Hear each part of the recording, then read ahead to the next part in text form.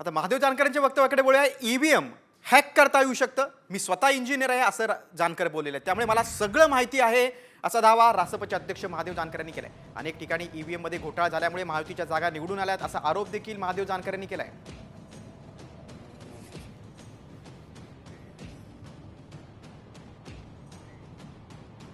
आम्ही आमची भूमिका घेऊन जाणार आहे की ईव्हीएममुळं या देशाची लोकशाही धोक्यात आलेली आहे आणि त्याला जिम्मेदार हे विद्यमान केंद्र आणि राज्य सरकार बनू पाहत आहे. त्याला ते आमच्याबद्दल आमची ईव्हीएम हॅक करता येतं. I am also the engineer, I know that.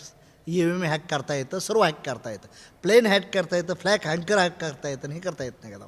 त्यामुळं लोकशाही जर जिवंतच ठेवायची असेल तर त्यांनी काय करावं, बॅलेटच्या माध्यमातून लोकशाही आणावी. आम्ही त्यांचं स्वागत करू, केंद्राचं आणि राज्य सरकार. ईव्हीएमच्या संदर्भात सुप्रीम कोर्टामध्ये गेले होते. सुप्रीम कोर्टाने सुद्धा स्पष्टपणानं सांगितलं की ज्याला कोणाला हा ईव्हीएम हॅक करता येत असेल त्यांनी ते करून दाखवा. पण याच्यापेक्षा जर ज्या मंडळीला किंवा ज्या आमदाराला किंवा ज्या नेतृत्वाला ईव्हीएम बद्दल आक्षेप आहे त्यांनी ईव्हीएमचं एक डेमॉन्स्ट्रेशन ठेवलं पाहिजे, एखाद्या हॉलमध्ये प्रदर्शन ठेवलं पाहिजे.